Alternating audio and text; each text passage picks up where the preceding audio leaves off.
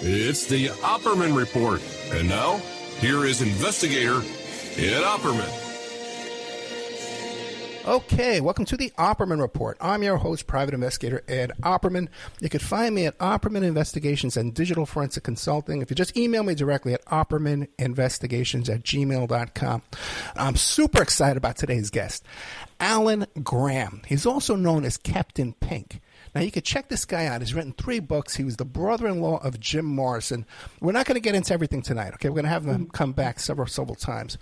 Go to his website, which is coronado-clarion.com. You go there, and then you put in /silo, and it gets it even there a little bit better. But that's the website is coronado-clarion.com /silo, S-I-L-O. Or you can email him directly at lizardalive@yahoo.com. You can check him out, too, on Facebook, at Alan Graham on Facebook. You want to meet him in person? Jim Morrison Museum is going to be open up in Cancun, Mexico. That's going to be coming up shortly, so you can keep up with what's going on with that. And if you want to hang out with him and have a drink with him, he's got this underground speakeasy, the Last Whiskey Bar, where he's meeting people in person. Mr. Alan Graham, are you there? I am. Thank you for having me on, young man. Thank you so much. Oh, somebody calls me young man. I love you. Before we get into... Whenever I ask people, do you know this guy? I'm talking about criminals. They go, why? He's not after me, is he? He's not investigating me, is he? So you've got quite a rep out in the world, son. Okay, thank you very much. You wrote these 3 fascinating books about Jim Morrison. One is called, they're not all about Jim Morrison. Let's see here, pull them up real quick. One is called I Remember Jim Morrison Too, Before the Beatles Were Famous, and Poet Run by Alan Graham. 3 books you can get if you go to that coronado-clarion.com website. But before we get into all of that, who is Alan Graham? Alan Graham. Well, I've always been a guy who wanted to be somebody else. By that I mean this guy by day, and that guy by night, and the guy in the middle who has to go to work.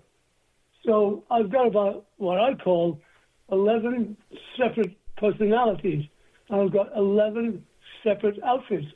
I'm a pirate. I'm a bodyguard. I'm a private investigator. I'm a priest for real. I'm a minister for real. And I'm a Scotsman who dresses up in full kilt because of my name, Graham. And I'm a martial arts expert. I teach old people in homes how to mess people up as they come near them with the simplest of gadgets. Very interesting. Now, so how about your childhood? Now, you didn't, were you in the military or any kind of law enforcement? Yeah, at 15, I was in what we call the Boys' Army, which was the very same regiment, food, training. My mentors were Winston Churchill specialists called the Commandos, who went over and blew up all the German bases when they couldn't be blown up because they were buried inside the fjords. So when they're done with the war, they came over and they all got jobs as military instructors. And they were my mentors for 2 years. They taught me how to map read, how to sew or stitch my leg up, how to keep quiet in the dark if I was hurt even, how to save a life and take a life, and a whole bunch of other stuff. Excuse me. Now, was that like military training or like intelligence training too? Well, I'll tell you a quick story. After that, I went on to be 17. I got a job right near the cabin. One day, I was having my favorite in the morning. It was 2 pieces of toast with marmalade on and a cup of tea. And it was a rainy, frosty day. And I was enjoying it. And somebody on my right shoulder said, "Did you drop that?" I looked down. It was like a half a crown, 50-cent piece in your world. And I said, "No, I didn't, but I went down to pick it up, and I was going to give it to the waitress." I looked at my plate, and there's someone has left a note. And it didn't say any words. It just gave me Earth coordinates, which I was proficient in because I'd read map reading. I mean, I'd done all the military training you need by the age of I was 16. So I went to the coordinates. Well, by the way, the guy who left behind me was the guy who put the note in. And I didn't see his face, but I saw he was kind of like a, foreign office fellow, straight cut, straight dyed, but secret, innocuous and secret. So I got a glimpse of the side of his head, and I just had a feeling, this is them. I went to the Earth coordinates. I didn't see anything, not one thing. I was about to go home, and I saw it. And I saw it. Something only I would know, and I can't even tell you, or I'll have to kill myself. But I saw it right in the corner of my eye. And it was another place where I went and found another set of Earth coordinates. It led me to a field outside of Liverpool in an old abandoned warehouse. I went inside and I found written instructions, what my mission was, and I went on it. And over the years, that's the only way I get information from the people I work for. They're so stealth and so secret that they don't even know who they are themselves. Well, Alan, let me ask you this. And Alan Graham, in that note with the coordinates, did they tell you what your compensation was going to be for this job? You never ask ghost questions like that to these people. You were assigned more than you had a choice. If you were chosen, it was because of the particular talent or skill that you had, and there was no refusing unless you were dead. So, but the compensation was, I wouldn't say it was wonderful. No, it was just like you're doing, sabotage shit. You'd expect billions of dollars for it. You're going to get a nice little stipend. You're going to be able to buy a couple more suits. You're going to be able to take your girl out to a better restaurant. You know what I mean? Bump your lifestyle up, because stealth was the answer there too. To suddenly start showing income was foolish. So I guess this early part of your life, this is when you were hanging out at the cavern where the Beatles used to play? I worked across the street at a tailor shop. I was a tailor assistant, and I was dressed impeccably. He's showing the products. Jackson the tailor on Lord Street, 1/2 block from my store, was a little tiny alley called Matthew Street. Down about 100 feet, and to the right was the cavern. You could still smell the groceries that were in there, apples and oranges, pears, and the ones next door to this warehouse were still operating as fruit warehouses. There was a great distribution center called the Fruit Market on Matthew Street. Little tiny pub there where all the Beatles went. Everybody was. Now there's even a little Beatles shop at the end of it. Cool place to visit. Go see Liverpool. I am. Well, you wrote the book before the Beatles were famous. What can we find in the book? Well, you can find that I used to go there about noon, and they'd be playing there. They just got back from Germany. They were cool as all hell. They had black leather boots, Beatle boots, had that half European Spanish boot. Anyway, they were cool. They pointed a little bit, like the Winkle Pickers of the 50s before that. They had leather jackets on, and the long hair they had was combing it over their brow. Nobody had long hair yet. Then they started. Then when all of a sudden, out of nowhere, my favorite group was going, bang! A hit. I come to work, and the next thing I know, Beatles mania all over the city. Oh my God! People making homemade this, homemade that. It was like a celebrate. A Scouser made it big. 4 Scousers. Holy shit! I followed them to London, not them. A year later, after they left, I went to London to find a better life. When I got there, the Beatles were, here's the way. I'm digging a ditch right near St. George's Hills in a place called Esher. A purple and purple paisley Rolls Royce drove by the ditch. And I looked at the guy digging it. And the Irishman he was, he said, you know who that is there now, don't you? I said, no. He said, that's John Lennon and Paul McCartney. And look, they lived right across the street.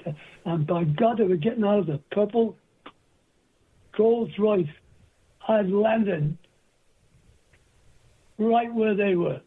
How about that? Well, we're going to be getting into your later life. You did a lot of stuff with Larry Flynt and some of those infamous bodyguards around Flynt, like Marty and Menser and Bill Ryder and that crowd, and some of your other adventures in your life. Okay, but early on, with your connection to the Beatles, did you ever find anything suspicious about the death of John Lennon or the... Absolutely, absolutely. And Bruce Lee. I know more about Bruce Lee's death. Well, let's start with Lennon. What can you tell us about the Lennon death? First of all, he didn't die on the sidewalk. And that bullet was high speed. It went right through him without piercing any vital organs. If you know your firearms, you know this is possible. Fortunately, well, that's where Yoko comes in, and I can't go too much into detail, but there was a grim cabal of accountants and money managers and bankers and people invested in his label, in his name. As a consequence, he was a bread and butter.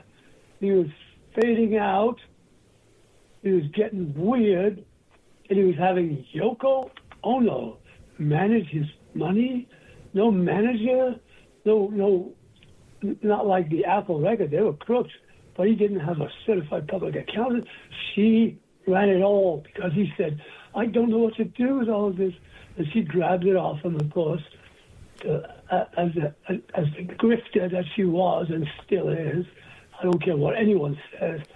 She tried to get Paul McCartney and everyone else in the Beatles before John Lennon was weak enough to fall for her Matahari bullshit. We watched the language, Paul. Watch the language, Alan. Did I say bullshit? Yes, you did bullshit. A couple of times. But we got to really stay on top of that. Okay. Sorry. Now, slap me down. For the audience, for the audience, I just want to insert something here for the audience. I just recently interviewed once again May Pang from The Lost Weekend, and there's a great documentary film out there called The Lost Weekend: A Love Story. It's really, really good. And I tell you, Alan, you might be happy to know that a lot of people are coming out forward now, and they're not afraid to talk about Yoko like they once were even just a few years ago. No, I know. Yeah. Well, I've been talking about the witch for years because I knew her. I saw her. I watched her. Scruffy, loony, incense and flowers in her hair and diamonds in the sky. And the only one who fell for that, you tell that to a person in Liverpool, they go, get away, you dirty mental hippie. Well, Alan Graham, what do you say to the people who say that she was a witch and she was involved with some rather extreme cult-type folks? Precisely so, who would come into play when they found out, all the power brokers found out she was the golden calf, not him. They could get anything from her. She was a heroin addict. She was... We infiltrated her butler with the book. We infiltrated their trash. We got the data that said John Lennon is a zombie. And Yoko is the one at all the meetings with the finance. And she hates to do it, but she knows she's got to do it. So the people who were invested in that asked us, and we returned their favor for something they did for us, to show them the juxtaposition of Yoko with all the money and John with all the ownership, and vice versa. None of the ownership John had. She had it all except the people above her had lion's share. She got pennies and still does. But those pennies are billions. Well, Alan Graham, let me ask you a question. When you mentioned the butler, are you talking about Fred Seaman? Yeah, the guy who wrote the book. Yeah. I'm trying. Yeah, he called me the other night. I missed this call. And when you talk about checking their garbage, are you talking about A.J. Weberman? Everybody's son. Well, no, when you talk about... Listen, if John Lennon left a paper chip bag on his park bench, we got it. But when you talk about checking his trash, his garbage, are you talking about A.J. Weberman? Did you use A.J. Weberman for that? We used him and a bunch of other people who came in and out of that because they could have been thieves. They could have been having a correspondence and throwing it away. Anything. Gotcha. Anyone, everyone, and anyone. Even the trash men. We talk with them. Hey, look, if you're going to do a stealth operation, you've got to get... The art of war teaches us this phrase. To know. What does to know mean? Well, Master General Lee says, you must know everything. How far away is your enemy? Is anyone in the camp disloyal and could be bribed?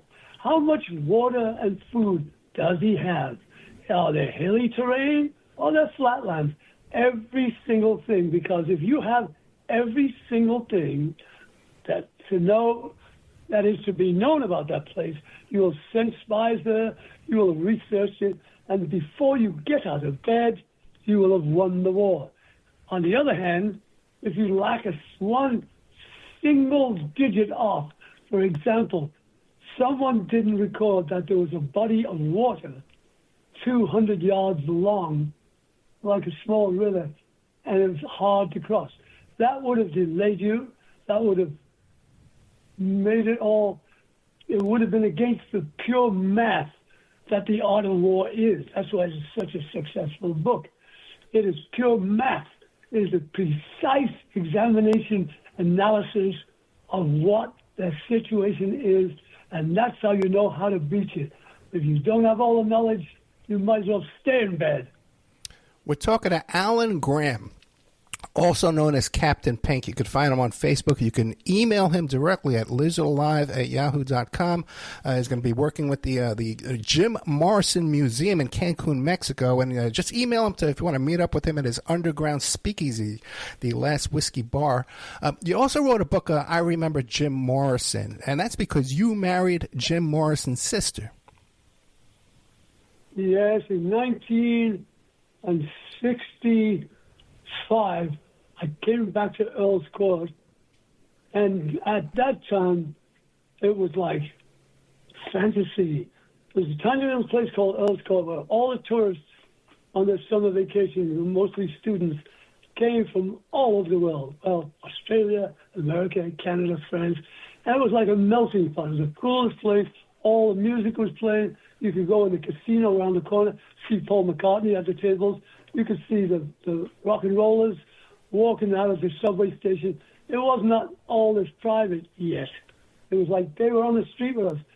As a consequence, I had a Liverpool accent, which went like this. Excuse me, could you show me the way to Brompton Road, please? I'm new, I'm not from here. That was a soft Liverpool accent. And I was an immediate success. American girls would corner me and say, Alan.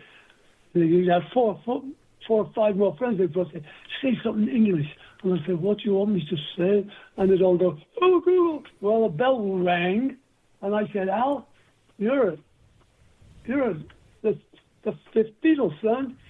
I just as might have well been the Beatle to them because I had 11 girlfriends. One English one and 10 Americans. And I was in bliss. They washed my shirts. They did everything for me. It's like, I'm a Beatle. Yeah, if you go to coronado-clarion.com, you can see some pictures of a young Alan Graham, very handsome young man there. I'm sure you had a way with the ladies. So when you first met Morrison, was he already on his way with his big rock career? What was going on with that? Well, his sister and I married and stayed in London. The parents went back to America. As far as we was concerned, he graduated in 1965, and for 2 years he went missing because his father had threatened to get him put in the draft now that he was no longer in college. And so he went out, hid in Venice for a year under a tarp and ate out of a dumpster. And he had a little street gang there. Anyway, Ray Mandrake was walking down Venice Pier. He saw Jim Morrison. He said, Jim, remember me from School. Jim said, yeah, Ray, how's it going? He said, Ray said, well, what are you doing? And he held it up. Jack Daniels said, this. And Mandrick said, what else? And he said, this. And he gave him a book of poems that he was writing. The first poem said, let's swim to the moon. Let's climb through the tide. Surrender to the waiting years. A city sleeps to hide. And Mandrick just went, wow! Listen, I want you to come with me because I've got a band, Rick and the Ravens. I want you to play with us and do this. He said, I don't sing. He said, yeah, but that's poetry, man. We'll do something. Morrison went. One of the band didn't like him. The others tolerated him because he did have great lyrics, tons and tons and tons of poems. So he became famous, but none of us knew it until Clara Morrison went back to America in 1967 because the Admiral had got a job there at the Pentagon. When that happened, we came. And when we heard he was famous, but it was all over the press now, we went to see him at LA Airport with his nephew Dylan and me and his sister, and he just looked at us as if to say, you wouldn't have to be my sister, would you? He looked different. We looked certainly different. And she said, yeah, this is your nephew, and this is your brother-in-law, Alan. He picked up the baby. We all walked to the garage. We drove him down to Santa Monica. The freeway was clean and beautiful. All the houses were painted white. And he said, stop. And he looked down, and the sign said, Christopher Columbus Transcontinental Highway. That's what the Santa Monica Freeway is really called. He said, I think this is where it's all going to happen, man. The revolution. It's all going to happen right here in Middle America. He wasn't talking about a revolution of turning shit down, stuff down. He was talking about a revolution of people becoming self-sufficient, making their own clothes, making their own jewelry, making their own food, not participating in the war machine, doing it yourself. And we did. Let me say this to Alan Graham. You mentioned earlier that his father was an admiral, and his father was in charge of the Gulf. Was at the Gulf of Tonkin, right? That created the Vietnam War. Is that correct? He was a captain during that conflict, okay. And what happened was, in addition to the Tonkin War, the Israelis nuked one of our ships because they didn't want anybody, the British or anybody. They had the balls to nuke. They nuked one of our ships. So the admiral wrote a report, and he said, let's nuke them back. He was gung-ho to smack the Israelis. The intelligentsia above him said, if we smack the Israelis, we won't have any presence in the Middle East. Do you get it? He had to acquiesce, but he would have done it. That was the state of mind. Well, Alan. And so what happened to the Gulf of Tonkin ended up this. Yes, this triggered the whole Vietnam War because it was a bunch of lies, like we do often when we want to move in and either protect our interests or to cut off someone stealing oil or whatever. That rules us. That power, the natural resources of each country, we put out, big fortunes to protect that.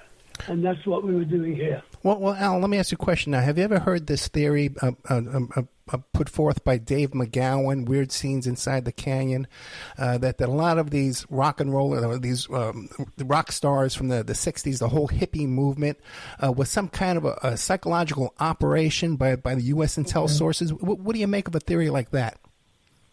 Well, it's not a theory, actually, because any study can be done on anybody. And if you blow up the whole country like we did as teenies, you know Rand Institute and all of the think tanks and everybody's studying you. First of all, you're innocent. You're not doing it with espionage in your mind, but you're playing right into the hands of people who would take this country down in a heartbeat. So Alan, are you saying that you think that possibly Jim Morrison was influenced and manipulated by intelligence operations, and his music and his whole movement was influenced? What it was managed. Listen to the lyrics. 5-1, baby. 1 in 5. No one here gets out alive. You get yours, baby. I'll get mine. Gonna make it, baby, in our prime. Now listen to the last part. You walk across the floor with your flower in your hand, trying to tell me no one understands. Trade in your hours for a handful of dimes. We're going to make it in our prime. So his narrative was, here's the last part. The old get old and the young get stronger. May take a week and it may take longer. They've got the guns, but we've got the numbers. Gonna win, yeah, we're taking over. Come on! That is textbook. Textbook. What's the word? Revolution. Rebellion. Yeah, it's treason, actually. Okay. But unlike you, I could never be charged with treason because I'm a British citizen. And they could not charge me with treason. It's written in the law. Then, how about that? Then Alan Graham, Alan Graham, did you see any kind of influences around Jim Morrison and the Doors that could have been intelligence operation influences? And you should be really keen to spotting that kind of stuff, right? You're a savvy guy. You would notice. One afternoon during the fire season, L.A. was full of black smoke. There was like thick ashes in all the gutters. I was in a bar right next to Electra Studio with Jim, and Pamela had an antique shop across the way called Nemus. No, it was a boutique. And they were separated. So he wasn't talking to her because she was giving him So we come out of the bar, and she was coming in. And she said, oh, Jim, I got to talk to you. I'm so behind with the finances. We said, oh, yeah. We went back in and had one more drink. And then he gave her some little shot of bourbon, and then she started going to the bar. Like, oh. And he put his hand on her and said, no. He knew what was coming, and she started drinking. So we manhandled her out of there as we crossed La Cienega to her boutique to take her back. We got to the other side. She did a big fainting thing, and slowly lay in the gutter.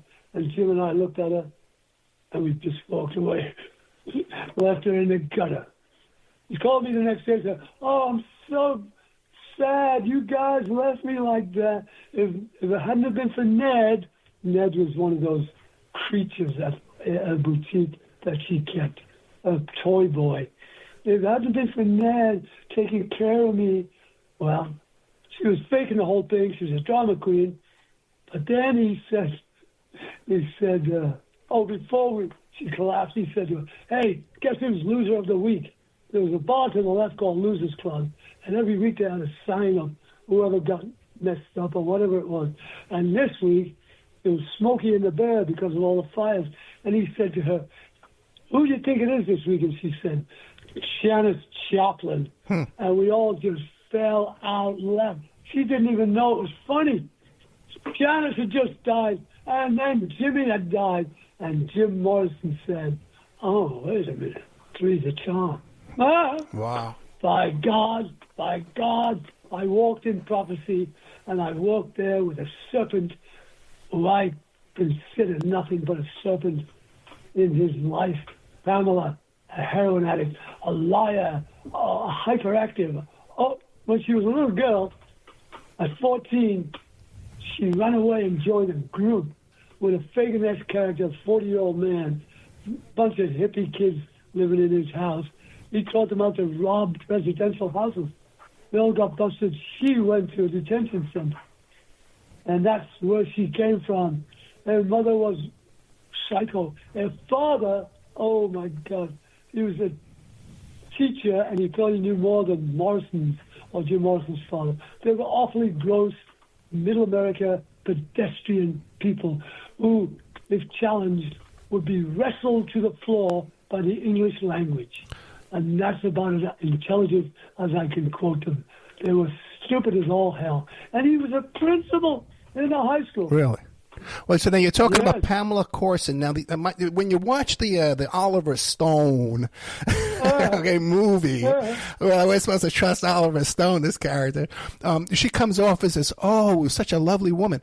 But your impression of her was far different.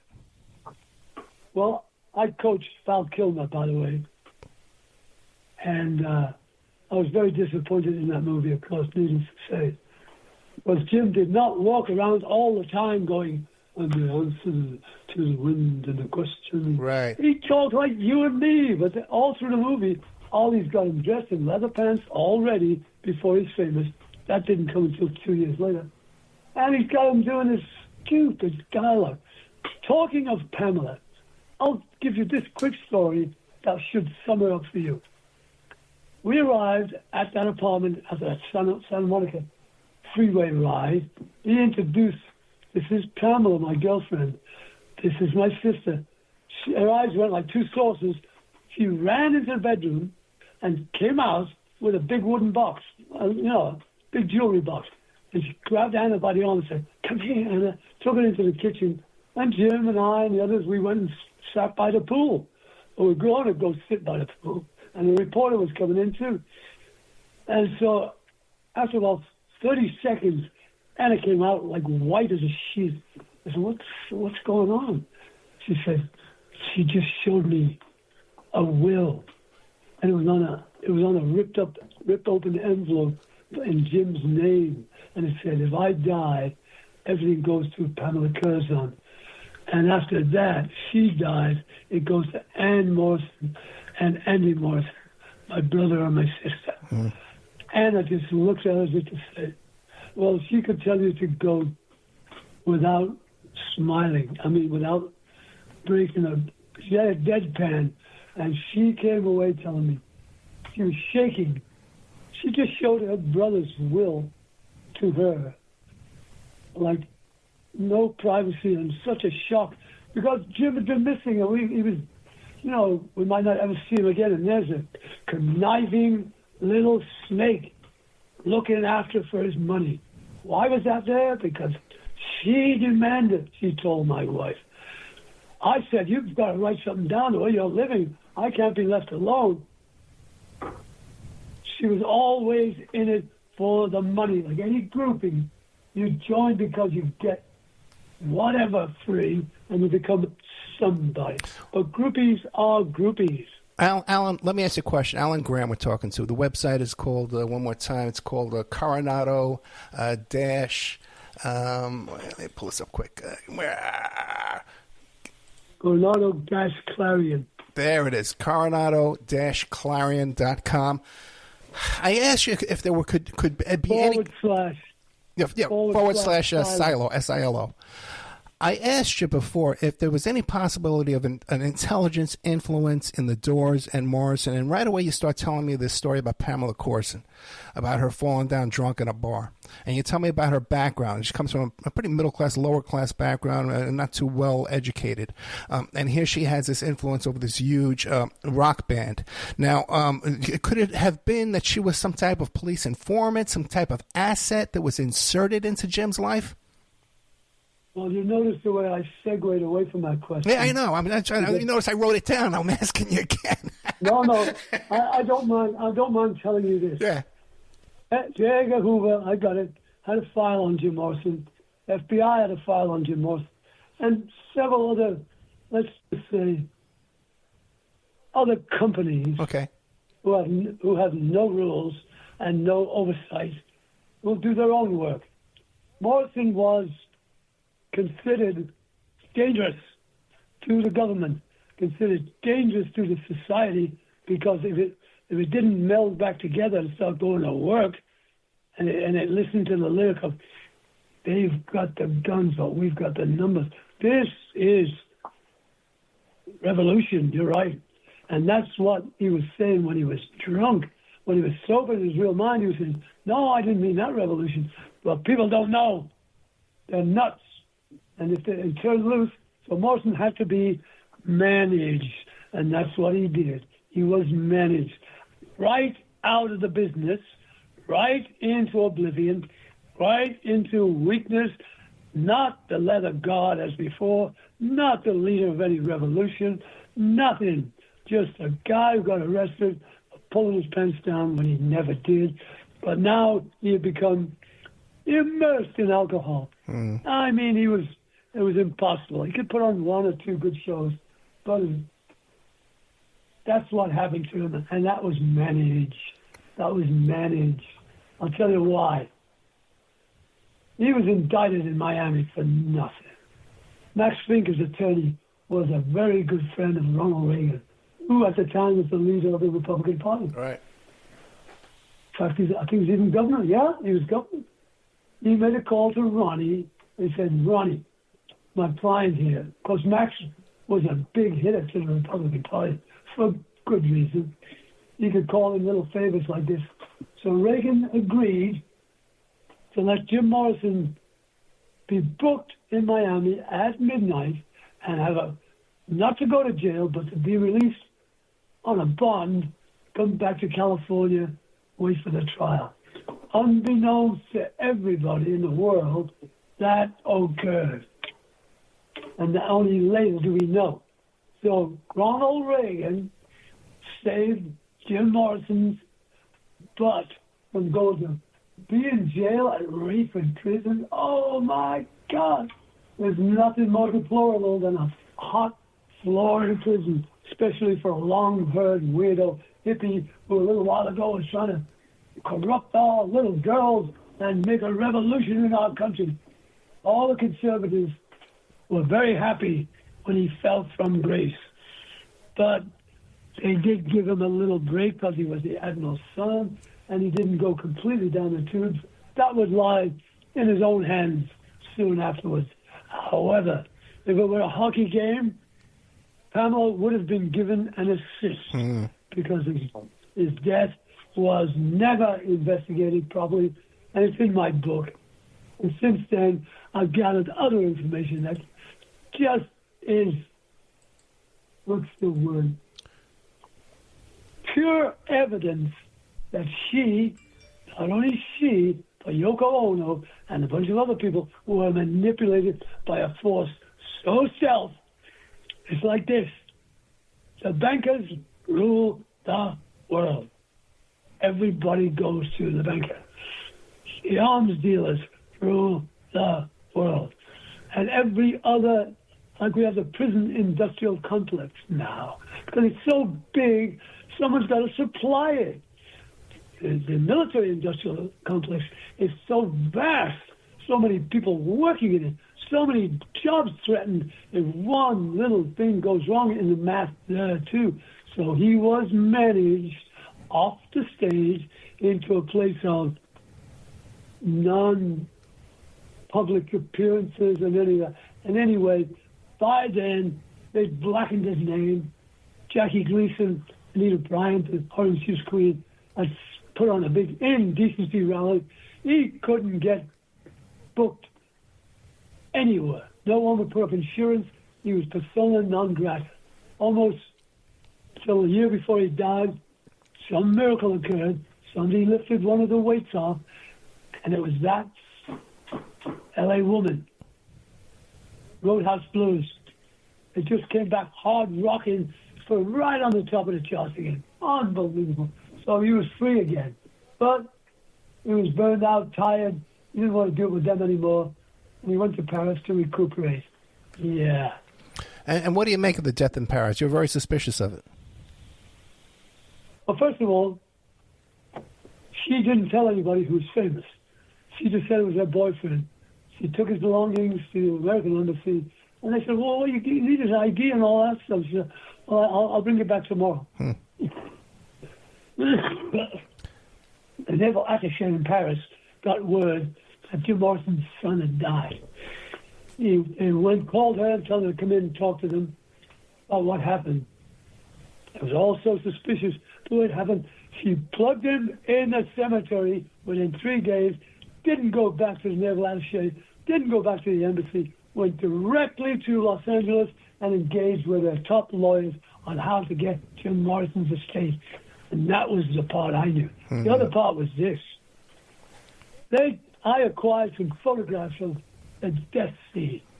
Not the autopsy, the death scene. He was laying in a bathtub with his head to one side, a little bit of a smile, and a tiny trickle of blood. But did you ever take a bath with your head up against those big old-fashioned faucets? Oh, the other way around. That's where you put your feet. Yeah. Yeah. Which means he was placed there, which is what you do for someone who's overdosed. That's a warm bath. Well, it didn't work. Then the plan was hatched by Agnes Varda, the great film director, by Marianne Faithfull, the rock and roll singer, and by the Count. He was a heroin dealer who brought the China White to the Cirque du Soleil that night when Jim died. Here's what happened. It wasn't until months later, because I focused on the face. I was doing artwork. I looked, there's the faucets. There's the faucets. That's proof enough to me that he didn't get in the bath like she said. She helped him into the bath. Why would he have his head up there like that? If you want to put some more hot water in, you'd be sitting the other way, wouldn't you? Yeah. Then I called her up and I said, I know you did it. She said, what do you mean? I love Jim. I love him. I said, I'm coming for you. You're next. I hung up on her. She called the Admiral. Alan Graham threatened my life. It went all over the world. Alan Graham threatened her life because he believed she had something to do with it. Well, guess what, audience? Clara Morrison, Jim's mother, her firstborn Jim, she believed like I did. She believed that little witch offed him, or at the very least, gave him the pure heroin. It was pure Marseille, 89%, pure rocket fuel, junk in a month club, A-grade poison. And he took one snort in the bathroom because she told him, try this. It's great for sex. Well, he wasn't getting it up because he was drinking too much. So he gave it a go. He went in there and took a snort. Before he hit the floor, he was dead. Well, Alan, you're telling me that he died from snorting heroin? I've never heard of anybody dying from snorting heroin. China White, baby. Really? Okay. Only you don't. China White. You know what that is? Yes, I do. I'm from New York. Okay. Look, pure Marseille heroin. People with needle phobias like Morrison would never use a needle, but you can snort it. Have you never heard of that? No, I've heard of snorting heroin. Of course I have, but I've never overdosing from snorting heroin. A couple of questions, real quick. What was Morrison's relationship with the Admiral up around the time of his death, the later part of his life? Were they totally estranged, or were they still in contact? Wait a minute. The Admiral, his father.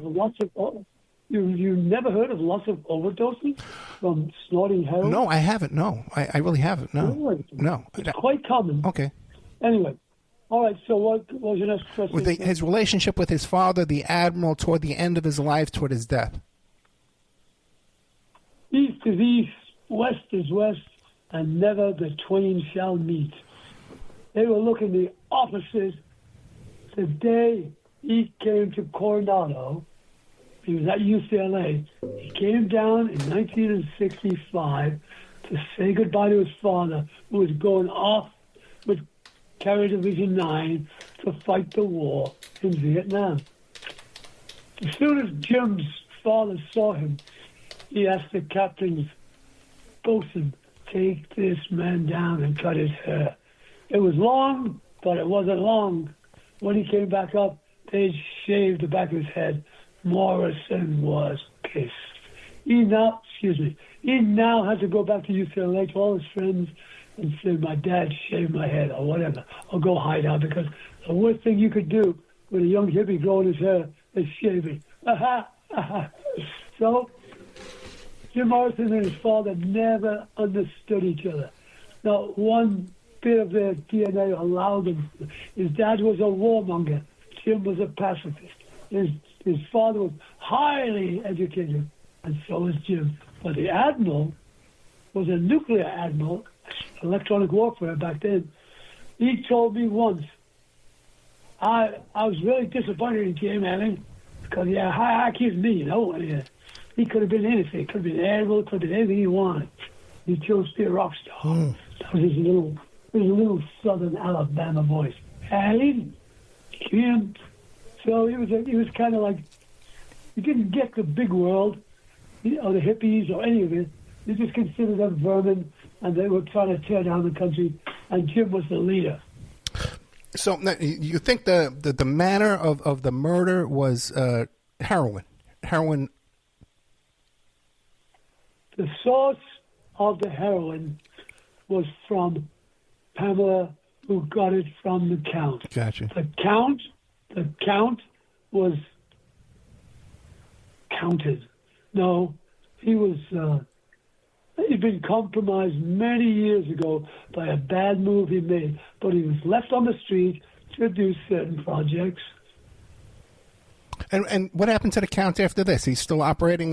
Where is he today? He disappeared in Europe. Gotcha. And then he died or not.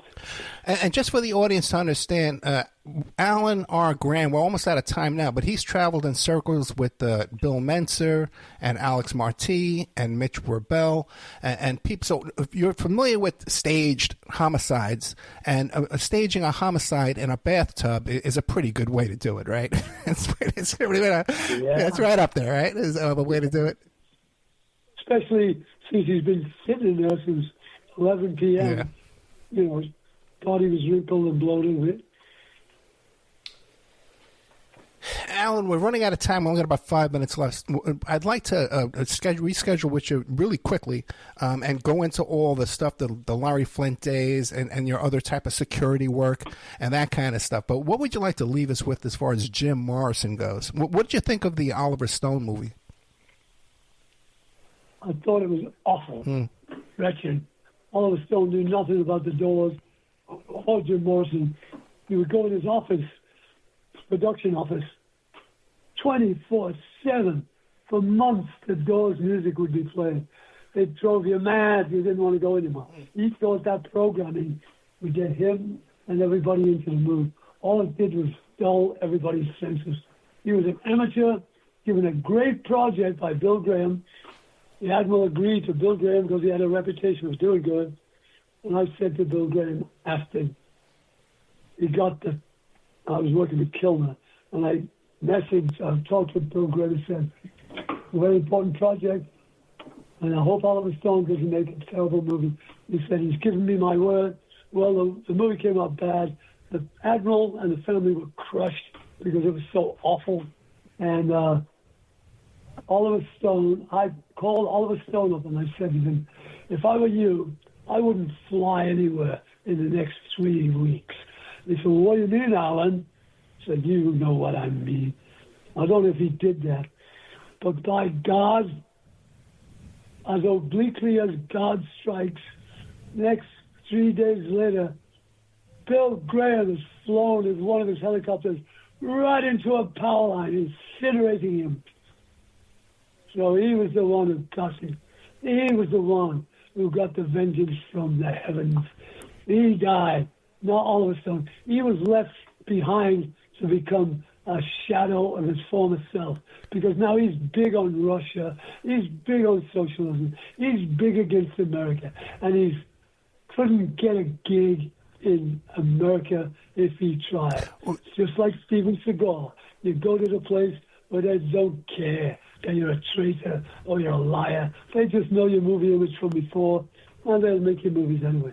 Over here, no one would spend a red cent on a Steven Seagal movie. No one would go listen to him. He's done so much weirdness. Oh, yeah, I would love to do a show about Seagal. I would love to get into that. But back to Stone for a second. Do you believe his rewriting of history of that story was intentional, or he's just, kind of a... Once again, he was managed to. Great influence. Japanese money. No. It was the Chinese mob that paid for that movie. Alex Ho was the financier for that. All of that money came from the Chinese mob, and they wanted let's say, look, if you're the top of the heap and someone's working under your contract, you do what they want. You do what they ask. No doubt about it. We got 1 minute. I can't tell you the details, but We're talking to Alan Graham. Everything is- Alan Graham, we only got about 1 minute left. I just want to tell people once again where they could find your stuff. I want them to go to this Coronado, CORONADO dash Clarion, CLARION.com /silo, SILO. And that's where you can find the books. And there's a lot of information on there about Alan Graham and his life and his upcoming events. You can find him on Facebook at Alan Graham, GRAHAM. Lizard Alive. There's a teaser. Sorry? There's a teaser for you, a very important one. Yes. Morrison is buried in Père Lachaise Cemetery in Paris. Or is he? Well, that's going to be, well, it was already an operation. Some information was extracted from that crypt, and we now have the DNA of the bones that were in there. So these theories that perhaps Morrison faked his own death, is that a possibility? When you see the film, which is coming, Who Killed Jim Morrison, you'll see that how flawlessly and seamlessly the whole conspiracy worked. Because Morrison was always passing out, he was always a drunk, it was a perfect veil to hide a lot of evidence in. Gotcha. And that's what happened. You should know all of this, young man. I want to hear more. Okay, I want to have you come back because there's a ton of information you have about a lot of other folks, especially the Larry Flynt stuff. I've always been fascinated with Flynt and Mitch Rebell and the assassination attempt there, where there's actually a signed check floating around where they hit on Mitch Rebell. So we got to have you come back. I'll contact you after we get off the air about scheduling quickly. Okay, if that's okay with you. Great interview. Thank you very much for the opportunity. Thank you so much. Great interview. Alan R. Graham. Very good interview. God bless you, my friend. Talk to you soon. God bless you, son. Bye.